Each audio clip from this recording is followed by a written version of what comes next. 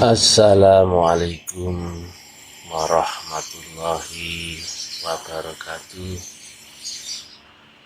Kita panjatkan puji syukur setinggi-tingginya kehadirat Allahu subhanahu wa ta'ala. Kita sekalian terpanggil untuk bisa melaksanakan zikir ala kadarnya.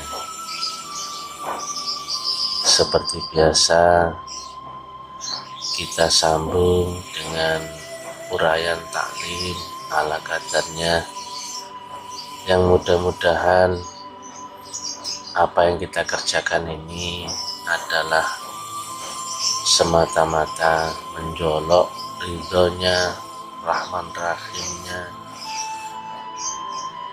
Mudah-mudahan kita senantiasa diberikan kelapangan hati untuk bisa menerima pemahaman, pengetahuan, ilmu, dan juga petunjuk yang turun dari si Allah Ta'ala. Yang kita angkat kali ini adalah pentingnya pelaku-pelaku di jalan rohani itu untuk senantiasa mawas diri, dikarenakan medan yang demikian sulitnya biasanya kita akan banyak diuji, baik ujian dari luar diri kita ataupun ujian dari dalam diri kita sendiri.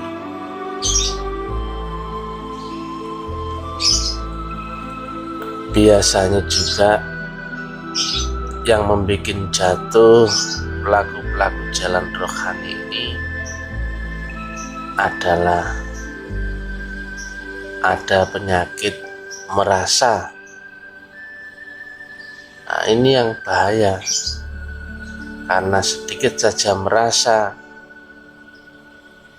maka dia akan jatuh, karena pelajarannya bukan lagi pelajaran takaran syariat, tetapi pelajaran yang di atas itu. Merasa ini gerbang dari penyakit-penyakit yang lain. Setelah merasa, nanti selanjutnya akan menilai. Habis menilai, kemudian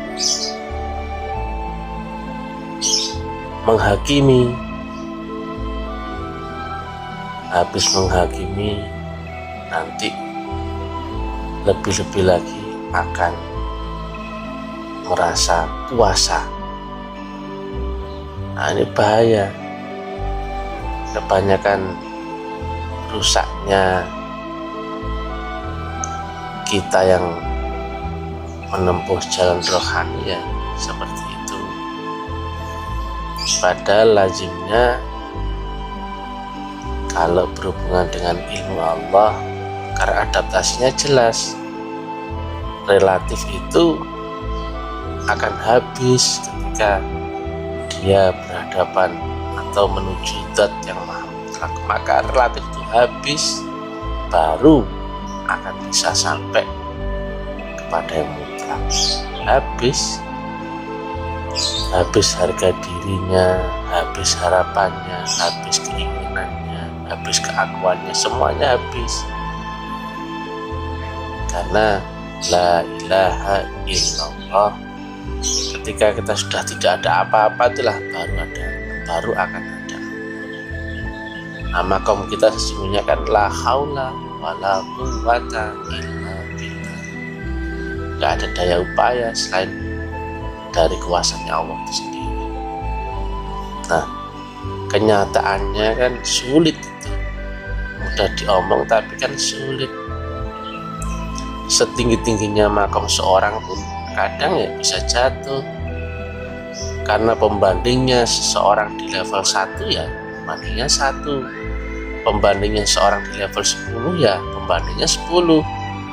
Orang yang sudah ada di level 30 ya pembandingnya pun akan 30. Maka merasa itu adalah penyakit yang sering kita hadapi.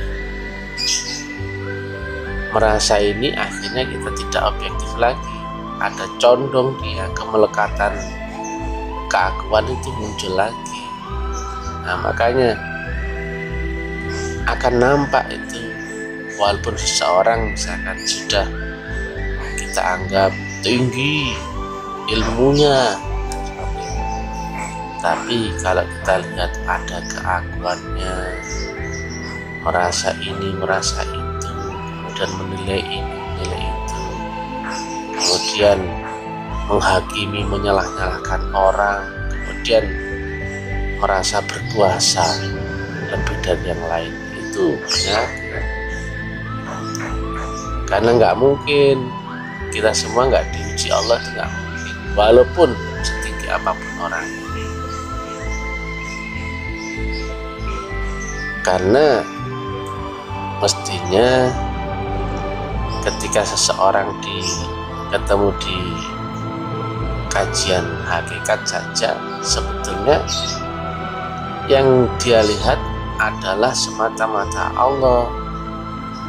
Masa Allah disalah-salahkan kan gitu, masa Allah pula dibenci kan gitu, masa Allah juga dinilai-nilai jelek. Nah, itu kan konkret, fa'ainama tuwallu fasamma wajhullah. Apalagi orang yang telah ketemu di kajian makrifat, malah lebih halus lagi dia mestinya. Yang di dalam Quran disampaikan adalah wa huwa ma'akum fa'aina ma kuntum. Nah, seperti itu. Artinya Allah pun bertajalli di dalam dirinya. Nah, kalau ayat hakikat kan Allah bertajalli di dalam pandangannya, maka semuanya baik mestinya. Hatinya gembira, syukur, tenang, ayem, aman, ngayomi orang, merangkul orang, lemah lembut. Jadi gampang saja kalau kita itu kan mestinya senantiasa mengukur diri sendiri, jangan sampai kita hanyut larut dalam pikiran kita sendiri. Mengukur diri sendiri itu kita raba, apakah saya ini cocok dengan apa yang ada di dalam perangai Rasulullah, seperti itu. Nah, puncaknya ilmu ini kan Quran dan hadis, jadi mesti cocok dia, nggak mungkin ada kontradiktif. Misalkan Nabi Muhammad orangnya sabar, kemudian kok kita rasanya pemarah, kan itu aneh, berarti kan nggak pas.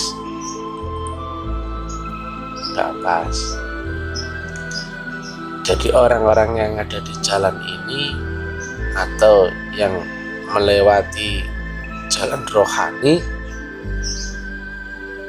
mestinya itu makin halus budi pekertinya, dan juga gak ada menjelekkan orang, menyalah-nyalahkan orang, menghakimi orang, bolo-boloan. Itu kan sudah kelihatan subjektifnya. Padahal Allah kan maha objektif, nggak bisa dibujui. Makanya kalau bahasa filsafat itu kan merendah seperti tanah, mengalir seperti air. Merendah seperti tanah, ya memang kita ini rendah dari tanah. Ada orang injak-injak kita, ya seperti itu memang sunatullahnya. Nah, tanah kan diinjak-injak. Jarang ada yang orang mengangkat tanah di ujung kepalanya, nggak ada. Namanya tanah, ya diinjak-injak. Ada orang buang kotoran dia ke tanah, ada orang kencing ya di tanah, BAB ya di tanah. Memang tempat kita ya di tanah, asal kita kan tanah. Maka sunatullahnya seorang manusia di hadapan Allah ya seperti itu, merendah. Nah, yang tadinya kalau misalkan masih ada keakuannya, ya mestinya habis sampai rata dengan tanah. Sedangkan filosofi yang kedua ya tadi itu adalah mengalir seperti air. Karena ilmu ini nggak ada bentuknya, nggak disampaikan lewat akal via akal, atau lewat ceramah, atau lewat seperti ini bukan. Cerita itu bukan, cerita itu hanya media saja, tapi potensi itulah yang sesungguhnya ada di balik cerita ini. Nah, rumus air mengalir itu ya mesti kita pakai. Artinya jika seseorang itu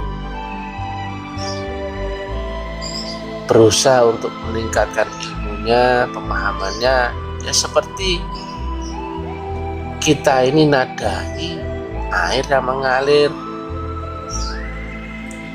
Nah, kalau kita senantiasa ada di level lebih tinggi daripada aliran air itu, ya nggak bisa masuk ke kita.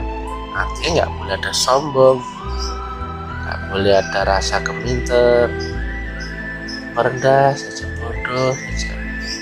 Maka air itu atau ilmu nur itu ya mengalir ke dalam kalbu kita. Nah, kemudian kita pun demikian menyiapkan wadah ya selapang-lapangnya supaya curahan nur itu pun bisa kita tampung lebih banyak. Nah, itu logika sederhananya saja. Jadi nggak usah membahas yang tinggi-tinggi atau apa, yang sederhana saja supaya masuk ke dalam logika kita, ya seperti itu.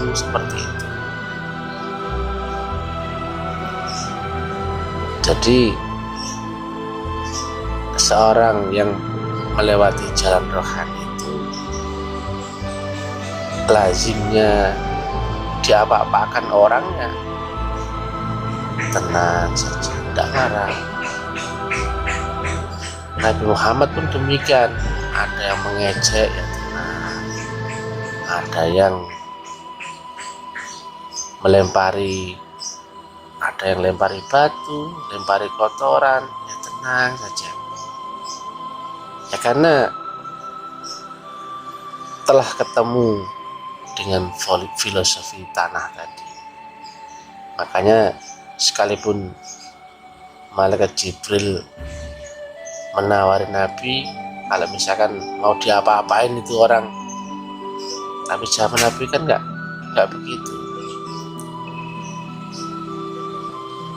Kita maafkan saja, orang itu kan belum tahu. Nah, bahkan didoakan yang baik-baik, bahkan dikunjungi saat sakit. Itu bukan dibikin-bikin. Memang Nabi merasakan itu. Nabi merasakan alamnya beliau itu ya memang serendah-rendahnya di hadapan Allah Ta'ala. Memang nggak dibikin-bikin, karena itu adalah akhlak bentukan dari Allah Ta'ala sendiri. Jadi supaya kita lebih hati-hati, perangnya itu dilembutkan. Kalau ada pikiran-pikiran jelek segera dihilangkan. Ada misalkan kita menyalahkan orang, kemudian melihat jelek orang lain, segera dihapus, dibuang. Pasti ada sesuatu di balik ini, pasti ada hijabku sehingga tidak bisa melihat Allah Ta'ala di balik kejadian ini. Nah, itu mesti begitu. Nah, karena bahayanya penyakit merasa mampu, merasa bisa, sehingga kita kalau sudah terhijab rasa itu, maka pelajaran itu sudah berhenti di situ saat itu juga. Demikian yang bisa kami sampaikan, mudah-mudahan manfaat. Kita sambung di kesempatan berikutnya. Assalamualaikum warahmatullahi wabarakatuh.